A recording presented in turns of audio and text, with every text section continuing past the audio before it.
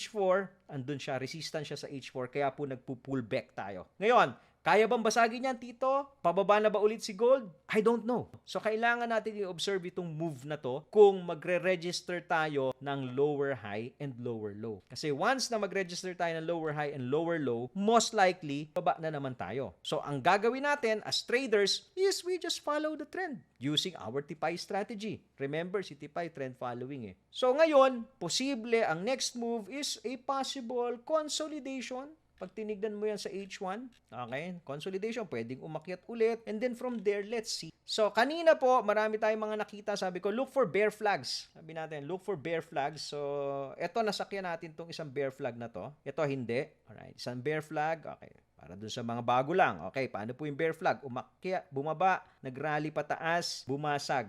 Okay?